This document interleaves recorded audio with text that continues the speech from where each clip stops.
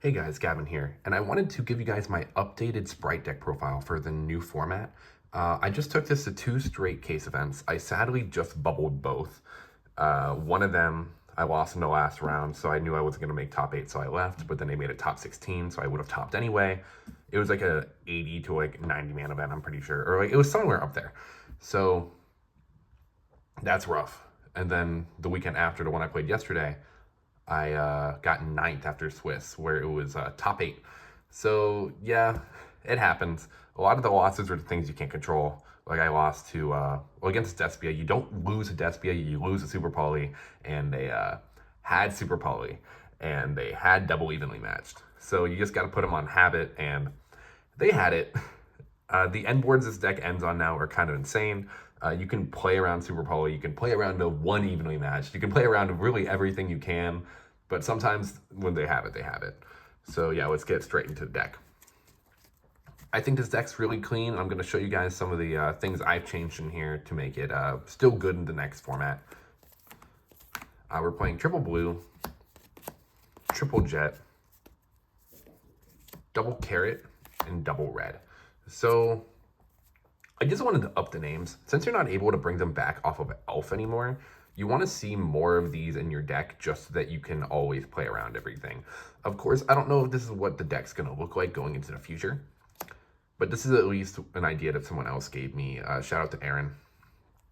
And it allows me to just always have the resources I need. Also, always being able to pretty much play around Nibiru or play around Imperm. It feels really good. Jet just being able to search, Jet search trap now is insane. And blue just being able to get you always in the engine feels really nice. So yeah, that's what I changed up with the Sprite package here real quick. And then Nimbles. We still play the 2 angler triple beaver. I kind of want to make this package bigger. The sunfish package I don't think would be bad in this deck right now. Maybe that's something to test, but I always felt like I wanted more of these.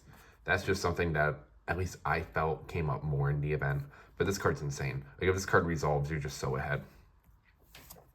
And then for the extra card you summon, it's a proxy. No, it's Hyperia. I gave the Hyperia back after the end of the day to my buddy. My friend Kyle gave me the idea.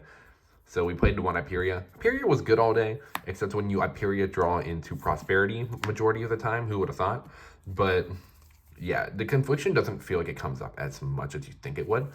Just a free body that you can always summon off of the Gigantic that gets you a +1 feels really nice. I was playing Slot Frog. Slot Frog just did not feel good if you don't play Ahashima. And surprise, surprise, I'm not playing Ahashima. I don't feel like that build is the direction I want to go with this deck. And then for hand traps, triple Nib, triple Ash, and let's just pull them out now. Triple Infinite Impermanence. These cards, I believe, are the best hand traps right now. These two are the best in the Despia. These two are the best in the Kashtira. So we just play 9 of the best ones into both matchups. If you see this against Despia, I see a lot of people still like making an end board through like everything. But no, if you Ash Branded Fusion, like you win a majority of the time. If you Imperm a Luber, you're so ahead half the time unless they already have a way to Branded Fusion, right? And then Nib is just the best hand trap. Sadly, when I went up against Despia majority of the time, I saw this and not this. Yeah, it happens. There was one guy I was playing against and I opened triple D shifter. I'm like, come on, man. Like, it's just, sometimes you just get varianced, and that's the day we had yesterday. And then triple starter and a smashers. I was playing the second smashers at some point, but I do think this is a correct ratio to go with. Smashers just didn't feel like it came up as much as it did. Well, it should have, but when you don't play as many Kashtira, this card isn't as useful. And I also feel like the trap is better into Despia than Smashers. Triple Prosperity, you can pretty much search whatever card you want in the deck. Card's insane. I don't think I'd play this deck without Prosperity, if I'm being completely honest, unless I'm playing the Runic version. If I was playing the Runic version, I'd probably just cut these. Honestly, going forward, I might probably just switch to the runic version. I feel like that version is just a lot better than the power spell version. Like, you could probably play both. However, we are on power spells. So we're playing triple econ, a mind control, a change of heart, and just one triple attack talents. The idea is that I needed a 40th card, so I just threw this in. And yeah, it was good all day. I wish I played more. This card's fucking insane. And then for the other power spell, we're playing Foolish Burial. We had to do it to him with the super. Shit fucks. That's all I have to say. Like, if this card resolves, you're so ahead. Maybe that's the reason why I wanted to play the third angler, or maybe like play more Nimbles, is I was just seeing this card so often, and it feels so bad when you resolve this and you can't go into Sprint and do it again. Maybe it's because when I was testing on DB, I was testing out the Nimble Sunfish package, and it just felt so free to just keep doing it. Going forward, that might be a way to play it. I can't say, but I don't think it would be bad, I will say. And then a double cross. This card is just insane. It's a snatch steal. It is a monster reborn, and it just attaches a monster underneath one of your guys. It's free. This card is actually insane. The attach effect comes up more often now than you'd think. And yeah, the attach effect literally can just steal games against Despia. Going into the extra deck. This shit is insane. Double gigantic Sprite. You want to be able to resolve this as much as possible. Being able to become a big beater. There were some times I just sat on double gigantic Sprite with something underneath and just fucking hit. Card's insane. Uneven Mario, it's just Zeke. Card's insane. Gin Buster doesn't come up as much as I'd want it to, but it's a nice negate. It's not bad. One of the best cards in the extra deck. No one still knows what this card does. You put a counter on something, and then you just swing all your guys into it, and they die. It's crazy, right? Like, card's actually insane. Mannequin Cat. This is your new elf. You can always get back into engine, basically, depending on the attributes of your opponent's monsters. I wish I played a target for this. At the first case event, my deck was so cool. I was playing Anubis in main. And I'll show you guys what the end board of this deck looks like after. But Mannequin Cat just being able to always get you into engine can summon a disruption. I wish I played a disruption card for this. Like, this card is actually, like, probably bannable at some point, in my opinion. Like, there's no way. It just says that, and we're okay with it. One downward magician. Double Zeus. Rest in peace to the first Zeus. Shout out to my girl Jude. She pulled through. And these are all the XYZs you play. And then I'm just going to show the links off here too, because there's not too many.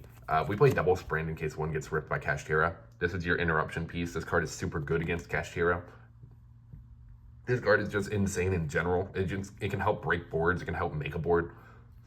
Honestly, like, shit. Even at the first case event, that was it was last ban list too. I was still ending on this as my disruption. Like, this card is so insane. One Dark, one Phoenix, one Codebreaker Virus Swordsman. This is your Baguska out, and one Unicorn.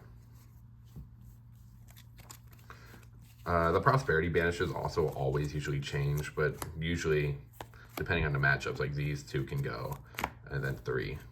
Or if you want to go 6, you can always, like, depending on the matchups, again, you can always cut to double copies of cards you play in your extra deck. For the side, the MVP was Dimension Shifter. People were telling me to cut this card. They were telling me how bad it was, but this card, when it resolves, it's just so good. People were telling me how bad this card was against Despia. It's really not. The thing is that you want to cut them off of their follow-up. They can't really follow up with this. Like, sure, if they have, like, the broken hand and they can do it, like, fine. They're just better than you, right? But if you're playing all the other hand traps, you can play the board breaker cards. This is just icing on the cake. Like, this is just so good. One Harpy's Feather Duster. Let's show them here. Triple Cosmic Cyclone. It's nuts. It's fucking insane. Like, you need to back row hate.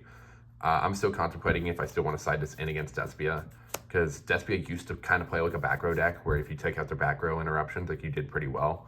Now they just end on, like, such a big board. I don't know where exactly to side deck these in. I will be honest with you.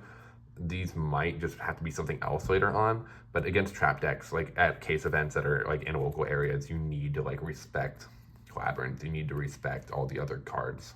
Oh my god, decks.